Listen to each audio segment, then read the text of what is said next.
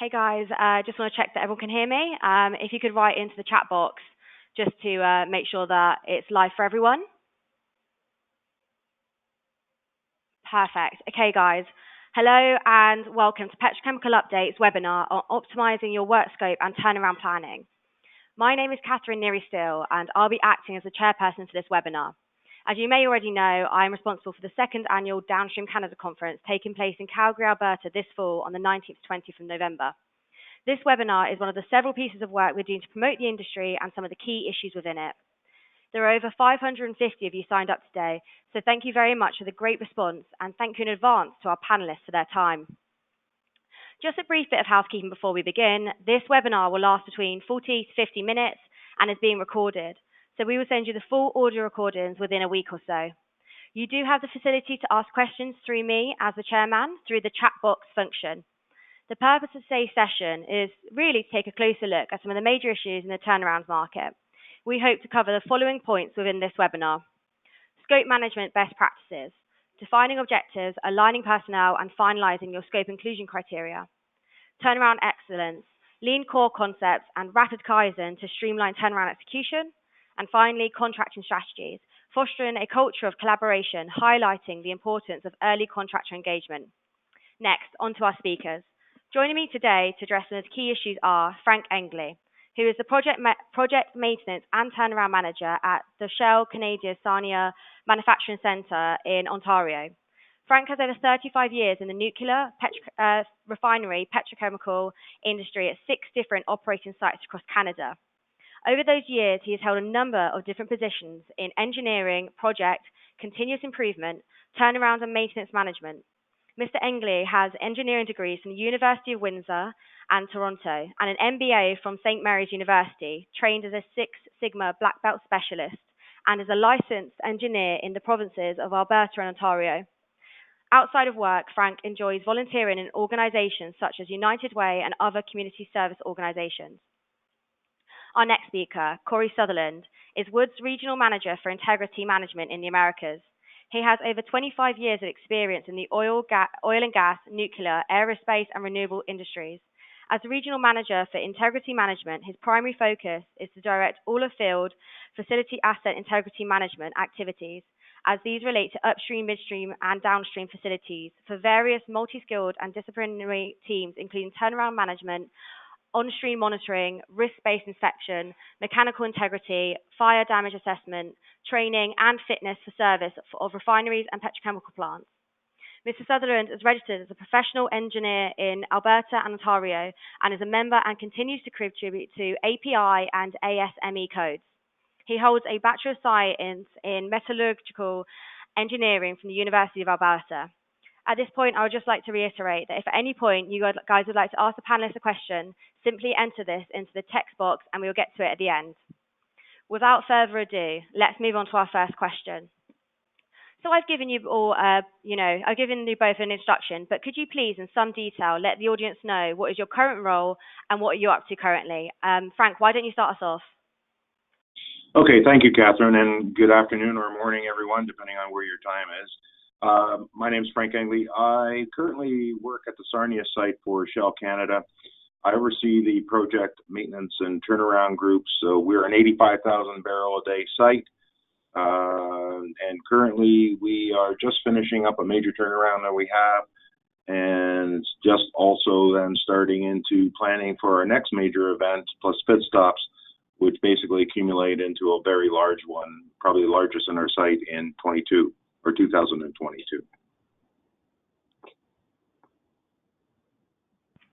Okay, Corey, could you give us a brief introduction as well, please? Thanks for that, Catherine. Thanks, Frank. Corey Sutherland here from Wood. We're a fairly large organization. We do operations and maintenance. My current role, I run the regional integrity management program for the company. That's not to say for everything internal, it's also for external. That's we help support a lot of our clients. And recently we've been seeing a large uptick in auditing and supporting in turnarounds. So that's going to be the focus of the conversation today. Okay, perfect, guys. Thank you very much for that. So could you both please talk us through the importance of a good culture when approaching a turnaround? Frank, why don't you start us off again? What's really important in my experience with the a culture of a turnaround is, first off, really understanding who owns the turnaround. A really successful turnaround is owned by the site, and the site basically takes it upon itself and all the key aspects of it. And when you have that discipline, both from the management right down to the individuals on the work phase, it clearly takes it into that the success of the site is a combined effort. Many a times what we find is that you have a turnaround group who basically takes a turnaround and people look at them to lead the effort, to organize it and control it, but their direct ownership is only to show up when the unit is actually shut down. And in that case, you don't end up in success.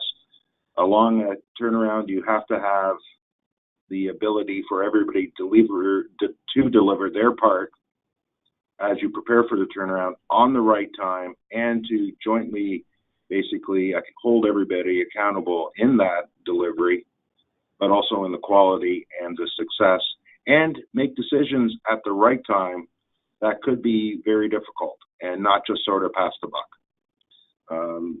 It's interesting to note that when you do have that kind of culture, it certainly does help a lot. But within that culture, there are some key defined issues as to who basically has key responsibilities and decision-making criteria.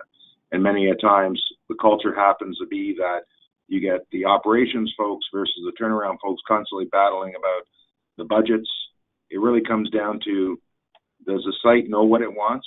If it needs it and the risk is there, the client, who is basically operations, is the one that has to justify it. And the turnaround group really is looking at to execute it at the best possible means, in the lowest possible cost and the most efficient that least impacts the site. When you look at it, maintenance folks, turnaround folks aren't there to fix equipment. They're really there to make the unit available for operations to run. Corey, anything to add? Yeah, it's pretty good, Frank. Obviously, I agree with everything that you're saying there. I'd add in a little bit more in and around the culture piece. Obviously turnarounds, they're fairly large. They're very stressful in that, and you just have to have that culture, that commitment for excellence and continual improvement, and that has to go all the way through, as you say, from the leadership down into your sub vendors, right? Another part of the culture that we've seen is that everybody has to be open and honest with themselves. As you say, we're here to execute a plan, safely and reliably, and get a unit back up and hand back over to operations. And in order to do that, you have to have good communication skills. You have to be willing to listen and to be able to hear what the problems are as they come at you. That fire hose does get turned up pretty quick, pretty fast. And as part of that, you just really have to have that open and dynamic culture to allow for handling that. There are some turnarounds where you get into and it becomes very divisive. Operations and maintenance kind of get in a battle, and that doesn't help. So all I would say is that, a lot of coaching, soft skills, that's what's really needed to help drive forward the relationship, not only from leadership and management, but all the way down into your vendors and subcontractors. Amazing, guys. Thank you very much for that insight into that question. So the second question I'd like to ask you both is, can you please talk us through what you'd both consider critical success factors when approaching a turnaround? Frank, why don't you start again? Thank you. So critical success factors are there's a few, but the first off is how you start. What do you define as the reason for having the turnaround? What is a driving force? And does everybody understand that, the implications, and what is your run length between the outages, and what are the capital changes that you may be doing? At that point, it's really defining that, then defining a milestone plan to get you there, and then being disciplined in following that. And again, milestone plans aren't necessarily achievement of target dates. It's making sure that when those deliverables are in place are at the right time. Many a times what happens is people try to meet target dates, and I'll basically say somebody like engineering will deliver on the planner's doorstep as of July 1st is the deadline. All drawings drop on the floor, on the desk of the planner July 1st. It's really, when does the planner truly need the equipment, drawings, or the orders, or lead time orders to meet the final intent, which is to have the equipment here, plans ready, and executing. The other one is everybody knows what their roles are, but the issue is making sure that you're integrated in your turnaround. Everybody's following under one plan, jointly integrated, and jointly developed in its execution. The final one I would add into is understanding your strengths, understanding the site's capability, and understanding what bench strengths you have when you go into the outage. And I'll just explain a little more. Many a times our sites commit to the biggest of all turnarounds we've had or are going to have, but we really fail to see is, can we do that amount of work? If you've had a tradition that you execute 5,000 hours a day, and that's the history of the site, to go in and try to execute at 10,000 hours a day, you may not have the capability of the site. That could be anything from logistics to moving contractors, parking, housing, to how many permits you can issue in a day, how many inspections you can do, and what your contractors and the workforce can truly execute. So truly understanding that, and like with any other turnaround, no matter how well you plan it and prepare for it, there's always some surprise. Do you have the bench strength to absorb those and be able to manage them sometimes independently or in line with the turnaround, depending on what it is? Anything else to add, Corey? Yeah, definitely. And I think, Frank's really talking in and around front-end loading, right? I think we all understand that the bigger the project, the more that you have to get ready for it, and the more you can pre-plan and get everything on paper and get the right people involved is very key. Along with that, and we had talked about a little bit earlier, is ownership, right? You need to have a single manager with a fully integrated team. And then, you, I guess, really following the 80-20 rule around the highest impacts, right? You want to show results, then you want to recognize an actual performance. Okay, a lot of the times we have these schedules and that, we think that we're going along and everything, but we're not actually monitoring and giving credit for, hey, this is working or this isn't. And another critical success factor too is knowing when to fail and give up, right? And by that, what I mean is that you might be trying to plan a lot of simultaneous operations and you might not be able to do it. So, you should always build in some cushion. You should always have contingencies. Your priorities may change based on discovery work. You might have to do some repairs. You might have to alter or modify a vessel, and just be ready for that. So when you look for your staffing, when you look to bring in your sub vendors and that, press them hard, interview them, make sure that you do get the A teams, make sure that you even have a B or C team as needed. And then another big critical success factor, down here in Houston, we've got a lot of contractors. In some other places, there may be a shortage. So you've always got to make sure that when you're planning these turnarounds, are you going to have availability of resources to be able to execute this? And if not, what's your plan to handle that? So I guess that's what I'd add to that, Frank. Very good. Amazing, guys. Thank you very much for that insight on that point. So going into the third question, what are best practices in scope control? How we achieve best practices in our scope management? And can you guys give us some examples of when it's gone to plan and when it's not, and why you think that was? Thank you. So I'll start here. It's Frank.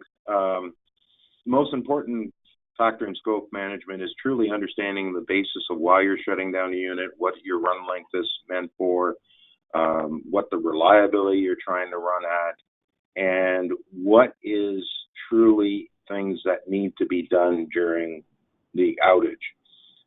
Again, different philosophies out there, but if you don't define what you're going to include versus do on the run? And are you willing to accept doing things on the run that may impact your production, may not? Do you have that clear criteria? And then what's surprising in many places is do you have the capability of doing it on the run? And is everybody just throwing in work that because they don't see any other capability of doing it?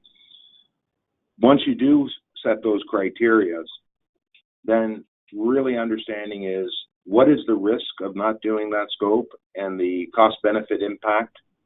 Is it legal? Is it payback? Is it a safety issue? Define those risks. Many a times we basically put through these in a risk score, then manage it, and then set your cut levels based on managing the risks and not necessarily managing the budget. You have to answer to the budget, but what you don't want to necessarily do is do some decisions, short-term decisions that may affect you long-term. And again, this is where working with your senior managers to understand what is the needs versus the wants.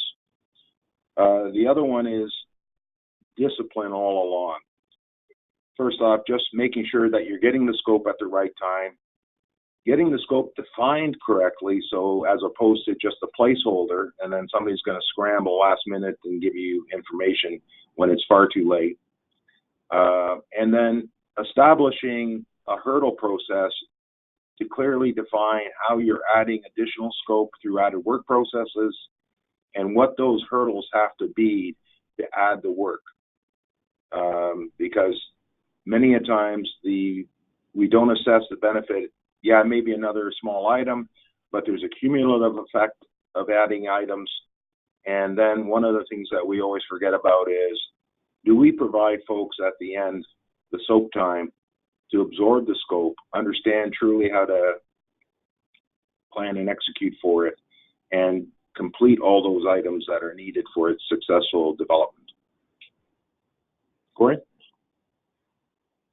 That's great information, Frank. And, I guess the only thing I'd really add to that, it's all about when do you freeze your scope and how do you freeze it. I think that's a lot of what you're talking about there.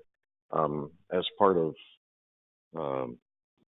the scoping side of it, with all the new tools we have and everything, and with advanced inspection, everybody has active mechanical integrity programs, maybe using time-based or condition-based. There's a lot of things that can be leveraged in early days when you are planning your scopes so that you can get a better understanding to de-risk your overall turnaround. And when we've seen those practices in place, it seems that those turnarounds have a higher chance of success, and there's less discovery or less unknowns. When those types of activities aren't being done and coupled into the planning or the pre-planning phases, we do see that you end up having that divergence where all of a sudden you have to deal with a lot more stuff because you didn't really know about it. So what I would say is that, critical success in and around the planning part is leveraging what you know and who do you have, right? So make sure that all people are talking. You're looking at your integrity operating windows. You truly understand what equipment you need to look at, and at the end of the day, the hurdle process, as Frank brought up, is absolutely critical because you will always find something. No matter how good you plan, there's always to be something, right? And I think that's so key. Those that fail to prepare to plan are planning to fail. I guess that's how I'd wrap that up. Yeah, and I'd also add, Catherine, you asked us for... Go on, Frank. Sorry, go on. You've asked us examples, and most of the time what I've seen is late scope addition, or that people believe it's simple, or projects that have great returns and they come in late. The organization has to have the discipline. Is trying to rush something in has consequences, and if you have the hurdles the hurdles in place to make those decisions, sometimes it's best to forego opportunities, especially in capital projects, versus taking the risk and disrupting the work that you do have and have planned to do all along. It's nice to be able to pull a rabbit out of your hat. You can do it with one or two, but you always have to remember that you're foregoing an opportunity, and most of the opportunity you're foregoing is the being able to get solidly prepared to execute effectively.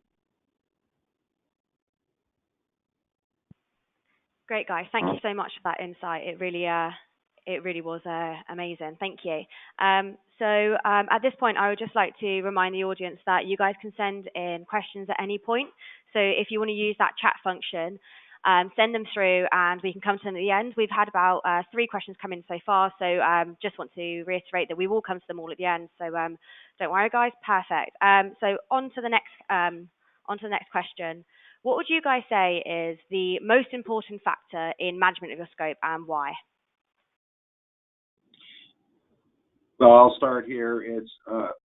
It's basically the clear definition of what the objective is of the outage, run lengths, and the risk you want to run with, and the timelines you set forth. Also making sure that you're not applying one size fits all.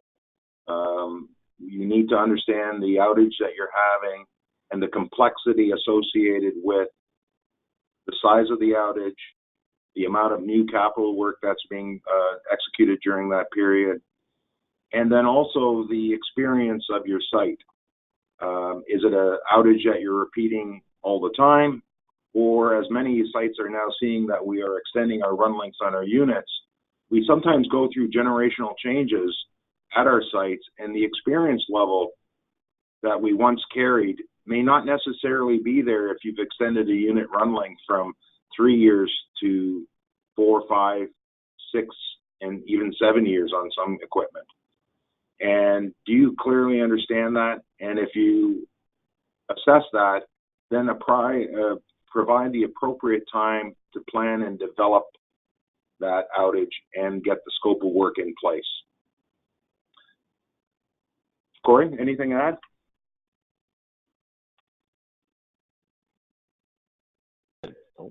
Yeah, definitely. I think also in and around that, if you ask yourself a couple of questions, what does all the work needs to be done? How will it be completed and accepted?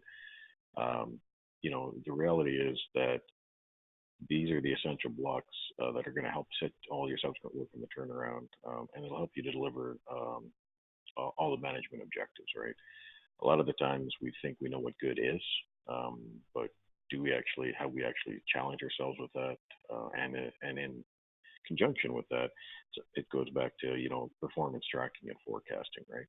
Are we truly being honest with ourselves and seeing how the turnaround is going?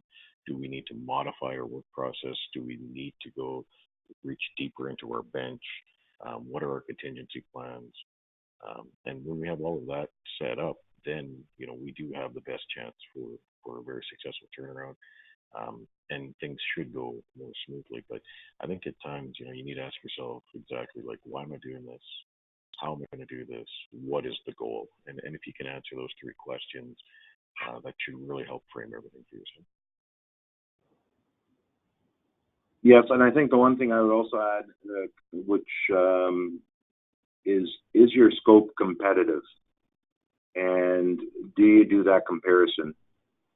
Because the risk tolerance that you have may not necessarily put you in the right competitive position long term from a reliability, cost, and throughput capabilities. And they all have to be balanced and taken into consideration. Really know what you need versus what you'd like to have. Great. Thank you so much, guys. So going on to the next question. Can you guys talk us through how we can apply Lean, Core, and Rapid Kaizen to streamline turnarounds? And are there any other project management theories that you could recommend or that you've used well? First over to you, Frank. Thank you. So over the years, I've been involved with Six Sigma. I'm a Six Sigma black belt. And we've applied many of the areas of lean learning towards the turnarounds. First off, truly understanding what your process is and what your process is actually being executed out in the field. Many a times we develop some well-manned and developed processes, but do you actually go out and audit and check that those are being conducted? In terms of lean management, one of the things that we've applied on critical path analysis is SMED, the single method of exchange of die. Basically, it's really understanding what needs to be done during the critical path and what can be done outside of that path. How to parallel work, how to provide the reliability of executing that work to make sure that you minimize your critical path, but at the same time, understanding what risk you're running into and are you ready to manage that risk. The last one here is really getting together and developing teamwork and looking for optimization, not when you go to schedule the file, your plans. It's back right up, as Corey had said, in front-end loading and front-end engineering. Are you actually optimizing in terms of the initial scope, looking at replacement versus repair, looking at jointly developing maintenance work with capital work, and many a times you can find out that you can combine the work and have a better solution, and truly upfront looking at it. And starting your planning on these critical items early and looking at optimizing upfront and making those decisions. As many of us know, the greatest influence we can have in an outage is not during the last final phase when you're scheduling and looking at the files, is really starting from day one and opening the page and saying, what if we did this? What could we do to do that better? And really don't look at resourcing. Look at your outage as having unlimited resources, plan accordingly, and then set your constraints in afterwards. Look at what you're entitled to in terms of execution, not what you think you can. Corey, anything to add? That's all very salient points there, and very sound logic. Let's start with the lean Kaizen approach, and that, using sprints versus waterfall or watershed does really help. Obviously there are a lot of SIMOPs and activities that have to happen at once, but figuring out what can you really do in what order really helps in the pre-planning or the front-end loading side of it. That's where you're going to make up all your ground. 90% of your planning should be in and around the what ifs, right? A lot of what if scenarios, should be asked. If you're going to have to run, repair, replace, are there things that you're going to have to deal with on coaching and training as well? You may have some younger managers in that, but then again too, they may also bring in some other ideas. So once again, you should be listening to them, because sometimes there's a better way to do it, right? But all in and around core or lean models, they do work. They have been tried. They've been tested, anywhere from the military to nuclear to aerospace. And as we all get more comfortable with that, this big program of a turnaround can be broken down into smaller sprints, and you can actually get a lot more done. The other part there, I think, is critical to what Frank said, is you've got to continuously learn through the whole turnaround. So if you're working on some piping and you found a way that creates efficiencies, remove some work steps, maybe you need to be applying that. So as part of the overall learning and auditing process, make sure that you do have time to have those conversations. You don't want to get into day 30 of 31 and go, oh, well, on day 10 we did it this way, and maybe we should have applied that, and maybe you would have finished up a couple days early, or possibly you could fit in some of that some of the capital project work, stuff like that. So that's really where I'll be approaching this stuff. Frank, I don't know, anything to add to that? Yeah, I think the other one is many a times there's a lot of focus on lessons learned or turnaround critiques at the end of the turnaround or end of your event. Look at whether you can actually have a continuous learning process where you identify opportunities up front, track them, but on a regular basis, whether it's daily during the turnaround or weekly in the planning and development phases, should we apply something different now versus waiting to the end? And then get that and take full aspect of that, as opposed to just waiting for it to be picked up post turnaround. There's lots of good things that come up that could benefit you immediately. You have to balance that off of the impact of change, but sometimes it's better to seize the moment and take advantage of it, and look at it when a good idea does come. Great, guys. Thank you again for that insight into the last question. So on to the next question. Can you talk us through your thoughts around early contractor engagement?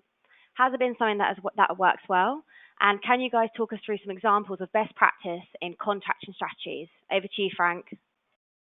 So in terms of contractor engagement, the earlier the possible, but it's also doing it with the plan in mind.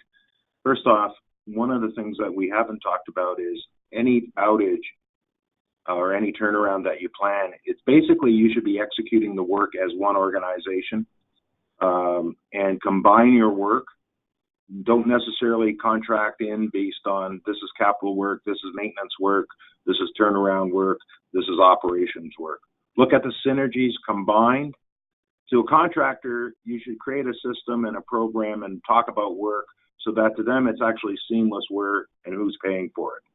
The other one is when you combine that work, look at what makes sense in terms of dividing up and contracting out based on your site capabilities, but also the contractor's capabilities. Look at dividing and conquering work based on what is the best way of keeping, and I would use a term, 80% of the contractor's capability, because 20% is there for some unknown or discovery work. If you try to go in with one contractor and give them all, you are basically taking the risk of overwhelming that contractor and also yourselves. The other one is, with respect to contractors, is once you bring them on board, engage them as a partner. They are there to help you develop it. But the caveat is that also understand up front who owns the plan, who owns the schedule, and it has to be one done together, fully integrated, not everybody walking away, and then everybody truly having an agreement that they will follow that one schedule. Corey, anything else to add? I think what I'd add to that is KPIs, right? Key performance indicators and SMART targets, right? I think a lot of the times when we go to contract people, we don't have those strategic or tactical conversations and make sure that we're aligned with our behaviors and our understandings. And the more that you can tie everybody's KPIs together, allows you to have a way to balance out where the work's coming from and how do you approach it. The 80-20 rule, that's a very good reminder. You always got to have that contingency, right? And the earlier you can get your contractors engaged is the better. And where we see a lot of success is, you get your foremen involved in part of the front end loading side of it, and you get them hired on early. You don't have to bring in all the droves and droves of people from your contractors or sub vendors, but the principal people should be engaged and active as you're starting to flesh out and come to scope freeze. And then that way you've secured their interest, you've secured their understanding of what's going on that. So then when they do bring in the rest of their team or their craft to help support, you have had people intimate with your organization for a longer period of time. And that only will help, right? It goes back down to the communication side of things and just making sure that there's true alignment. The worst thing that can happen is somebody missed something and you have to bring in a contractor late. Are you sure they're properly qualified? Are you sure that they can actually execute the work? Now, have you just changed your risk profile for the turnaround? So early planning, get your contracts in place, align with your KPIs, and get those leads in your organization so that when the time does come to execute work, they already know what all the expectations are. And Courtney, you bring up a very good point about KPIs. One thing I found with KPIs is that it's best to share them amongst all the parties in the turnaround, all the contractors, everybody involved. There's an interesting thing called peer pressure, and contractors, I know many are on the call, they all love telling the clients that they've got this and that, this reason and that reason, but sometimes peer pressure has a greater effect than people appreciate. Great, guys. Thank you so much for those points around contractor engagement. So next, we're going to go to some questions from the audience. We've had quite a few through, so if we don't get through all of them in this session, I'll send them out to the panelists after, and hopefully we can get their responses after the webinar.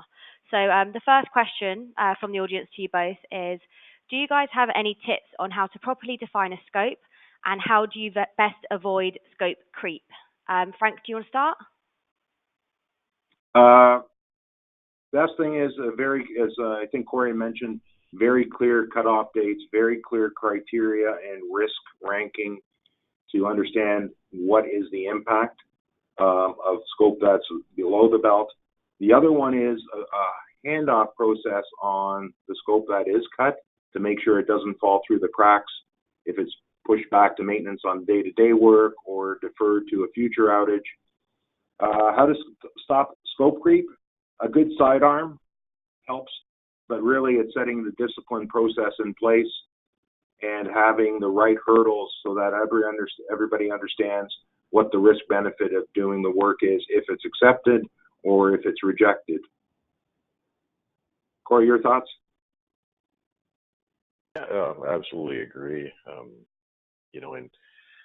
it goes back to, I think, when Frank led off with the first question, in and around what's a need and what's a want.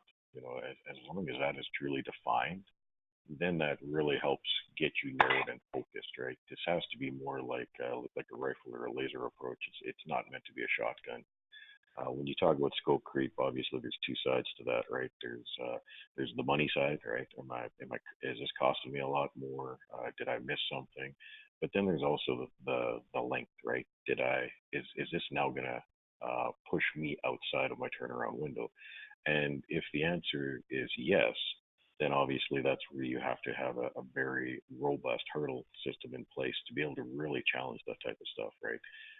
And once again, it goes down to your pre-planning, right? I can't emphasize enough, the more time you spend getting ready for the activities and getting the buy-in by everybody, the less propensity there truly is to have scope creep or time lag in a turnaround. And I would add to that, what Corey had said is always refer back to your turnaround premise document or your basically overriding criteria for your turnaround, and use that as a reference. Does that additional scope or added work meet that criteria, or is it just something that somebody wants? The other one is clear hurdle rates, because if something comes in late and it's an opportunity, you can always forego that for the future. Great, guys. Thank you very much for that response. On to the next question. We have a question from another member of the audience that was, they're hearing that coordination and communications with all stakeholders is key. On a turnaround, who would you guys say are the key stakeholders to engage with? Sorry, could you repeat that? Yes, absolutely. So they said that, hearing that coordination and communication with all stakeholders is key. On a turnaround, who would you guys say are the key stakeholders to keep within it? So again, I would sit there and say your key aspect here is the actual team, your execution team that you've put together, and really revolves around the day-to-day communication and how you manage that. Many a times we get caught up is that we end up stewarding management and spending more time stewarding management than actually stewarding the team in the field. Your contractors, your field executors, operations, projects, they all have to sit around the same table and speak and work as one, and set the right divide in terms of work, that you're not overloading the system, but there's clearly a hierarchy as to how to drive decisions up and criteria as to who has to make some serious decision, such as Corey mentioned, additional scope and cost, or in terms of schedule impact. And I think even maybe more fundamentally to that, it really looks at your team structure, right? So as part of your pre-planning, you should actually have everybody identified. So you're going to have the ultimate client, which is operations, and you're going to have to keep them advised of stuff. As Frank says, that's stewarding up and into management. They've got to make sure that they've got confidence in you and your team, but it's also just as important to make sure that every discipline that you're using, either internally or externally with contractors and vendors, that there is a point of contact that is in those meetings, that is hearing the information. You obviously can't get to everybody. You may have a small turnaround where there's 100 people. You might have a big one that has 10,000, right? So you have to use that cascading of information to promulgate it out. But every organization or every discipline that's involved should have a step up or a lead, and those people need to be fed information, and you need to be getting their feedback to help adjust. It's kind of, when you're under fire, what do you do, right? You don't want to duck and cover. You want to get out and around it so that you can handle it. And the only way you can do that is making sure that every discipline, and both internal and external, has somebody in that room. And I think the other one is when you're looking at your communication is design your communication and your meeting structures so that you focus not necessarily right away in the morning. Really look at making sure your shift set up each shift for success and execute that work, and then put your efforts on setting up the next shift. When you go and hold meetings right way at the start of work, your key supervision and people who should be out in the field are tied up and not actually helping the workforce execute to the plan. Yeah, that's absolutely brilliant, Frank. And I was thinking the exact same thing. We always try to do right before shift or starting of shift meetings and that. And we have proposed and we have worked some turnarounds where we do middle shift or early afternoon meetings in that.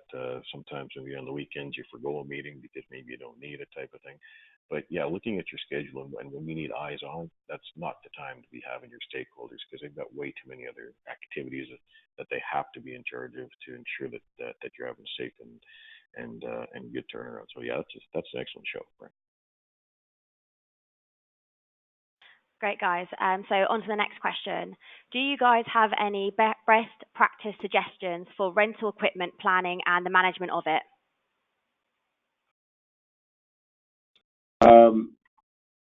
First off, I would sit there and say, clearly understand who is bringing in what, and clear criteria as to who can bring in equipment. Is it the contractor? Is it the client's lead? Then how do you manage that, and making sure that it is being brought in and used, it's being audited and monitored so that it's not sticking around or disappearing. Technology can help on that, but bottom line is laying out clear accountability as to who has the responsibility to identify, bring it in, and then make sure it has an exit plan. Corey, thoughts? Yeah, absolutely. And I know sometimes we get a little bit worried about renting equipment and all of that. I'd say go back to your contracts, make sure that you have approved vendors, make sure that you've had experience with them, that they do have the equipment as part of the maintenance strategy. Assign those accountabilities and ensure that equipment is going to be up, or it's going to be there when it needs to be. The other part of the contracting strategy around rental equipment is, what happens if a plant goes down, or a compressor goes down, or a welding machine goes down? Do you have extras? Do they have extras? Do you stage stuff outside the gate? How quick can you get that equipment replaced if you need it? So there's a lot of things that, from a contingent standpoint, that I think sometimes we forgo, and we're like, okay, so and so has 10 generators, I need 8, that's fine.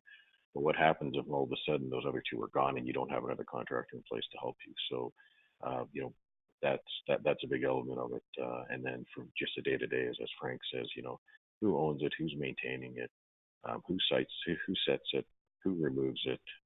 And then again, too, all that stuff should be part of JSAs and everything, right? Like, you should be able to know where all your equipment is, how you're going to get it in, and all of that. And then the last part of it as a contracting strategy, make sure that people are properly trained for the use of that equipment and the moving of that equipment. So, sometimes we have to move equipment with mat or with some type of crane or whatnot. So make sure that all of that goes into planning and who owns those activities to ensure that you can properly site rental equipment. Yeah, and I think, Corey, you bring a very good point. It comes back to that, conducting those what-if assessments. What if additional work's coming in? What if things are, reliability of equipment's not there? And it's anything from, day-to-day rental equipment to your cranes, vacuum trucks, all across, understanding and depending on where you're working at, what is your logistics lines to be able to resupply and be able to take a hit to your schedule. Great, guys. Thank you very much. So on to the next question. Do you guys have any tips for sustaining effective maintenance strategies? And how do you move from a ad hoc strategy to a dynamic one?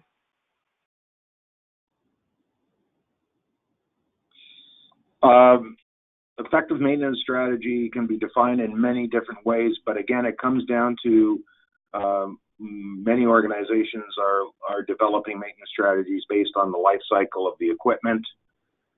Mostly it starts around with the reliability aspects, your metallurgy, your corrosion, your run lengths. More and more, we have to also include the operational fouling and truly defining that up front. And I think many a times we want to maintain things to maintain them for the sake of security, but are we truly understand what is the risk impact? It's just as bad to over-maintain equipment than not to maintain equipment. And do we truly understand where the cost-benefit value of these are? And then do we have the plans in place to do it?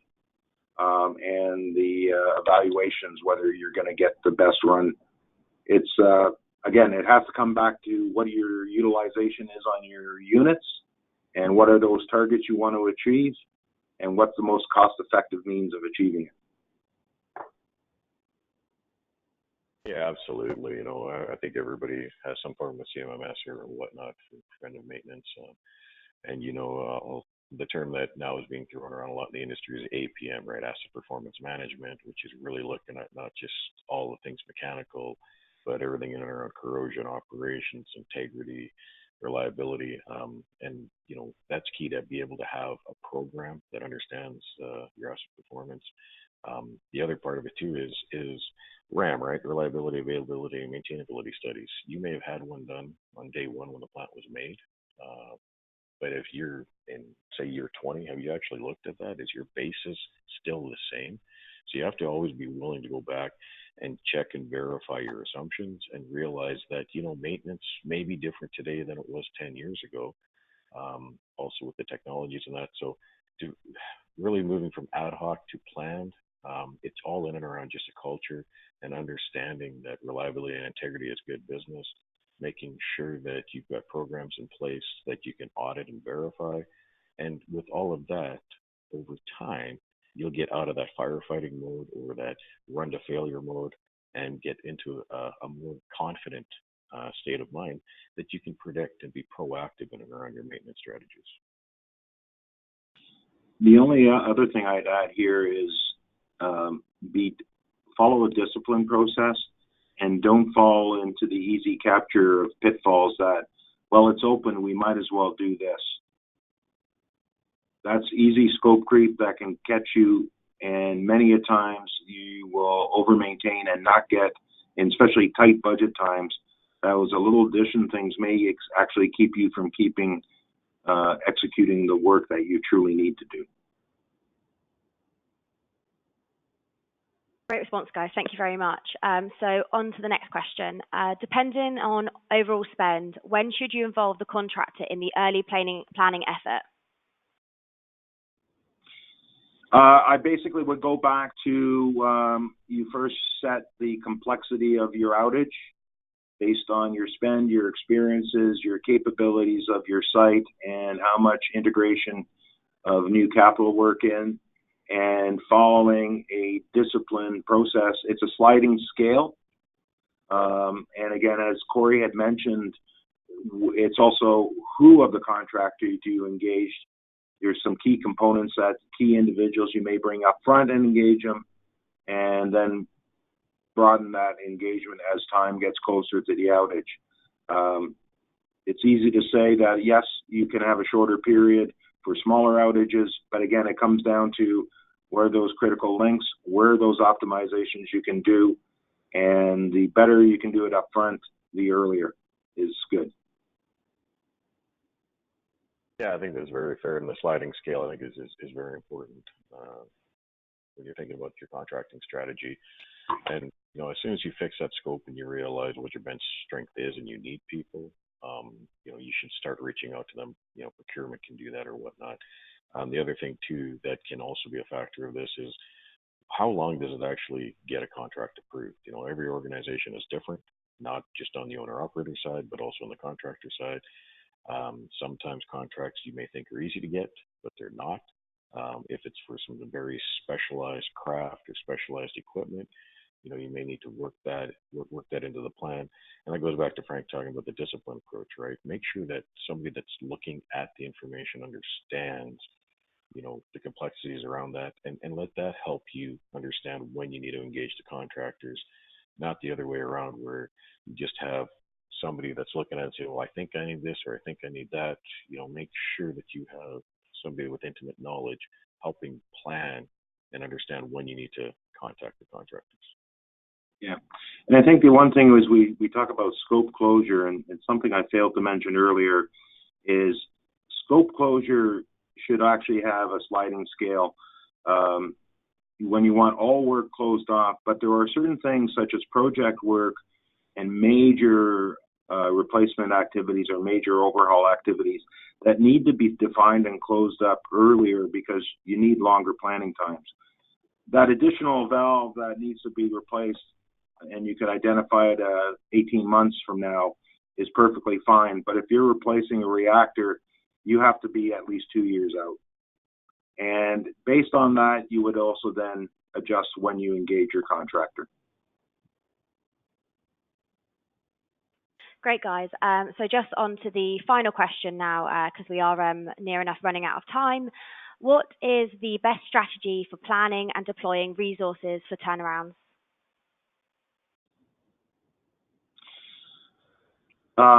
Again, I would assume if this is there's two aspects to this. One is the planning of the turnaround itself, making sure that you have the resources that can meet all the timelines that you've developed. And when I mean this is the site's organizational resources, such as technical, project, instrumentation people that are up to develop the scope, then the engineering aspects of that, and then the planning aspects. Be very front, develop resourcing plans and demands just as though it was for the execution. Maybe not to the detail of an every hour, but at least have an understanding where your site's capability is and then resolve those pinch points early as opposed to waiting for some delay to happen that will affect you during the execution. When you get into the execution, it's your pre-turnaround, your turnaround, and your execution phase. Again, as Corey had mentioned, and especially nowadays with skilled resources, the availability is critical, and specialty skills and specialty equipment are even tighter, is planning those out, securing those, and then scheduling them in as you need fit, not necessarily as you believe. Have your schedule drive as showing the demands and not necessarily what you believe. Again, when you look at resourcing and putting your plans together, put your initial plans together as though you have unlimited resources and then put your constraints in. You need to understand what you're entitled to and then make your decisions as opposed to limiting the number of vac trucks or cranes early and not seeing the opportunity to reduce schedule, reduce cost, and improve your outage overall. Yeah, Your thoughts, Corey? Yeah, no, Frank, that's all very fair. And early on overload, make sure that you have 2 or 3 people for all the critical tasks and that. And then as you start trimming down your scope and freezing it on your sliding scale, that's where then you can optimize who you actually need. Both work. Obviously, that's in the pre-turnaround as you're getting set up for it and that. And then by doing that, you should have a fairly robust and confined schedule. And then as Frank says, let that drive it, right? And don't just say, hey, well, I think I need 2 vac guys here, so I'm going to call them up and have them sit in the coffee room. No, when the need is there, make sure you communicate it and make sure that they have the availability. Footprint, there's only so much room to go around. And the last thing you want to do is have extra congestion that can lead to other problems. So make sure your schedule drives it. Make sure you do your pre-planning. Don't constrain yourself too much too early on and then find a gap that you have to try to scramble to fix. Overload early in your pre-planning or front-end loading, and then let the schedule drive stuff. Great. Thank you very much, guys. I know that there are unfortunately, some questions that haven't been answered. My apologies for that, but we only did have this hour slot. I'll be sure to pass them on to the panelists. But yeah, that's all we've got time for today. So we've got to wrap up. There's been a lot of questions and people requesting information about the topics discussed. So I'll be sure to personally liaise with you guys on that. And I would just like to say thank you so much to Frank and Corey for participating today. I'm sure you've all found their turnaround insight valuable. I know a lot of you have passed on your thanks in the comments box, so I'll be sure to pass those on as well. You'll have access to the full audio replay, so please share these with your colleagues, clients, and community. We want to spread this knowledge as much as possible. I'll be contacting you all in about a week with the copies of that. So thank you very much for tuning in. Thank you very much for your questions, and once again, thank you very much to Frank and Corey. Thanks, guys. Bye-bye.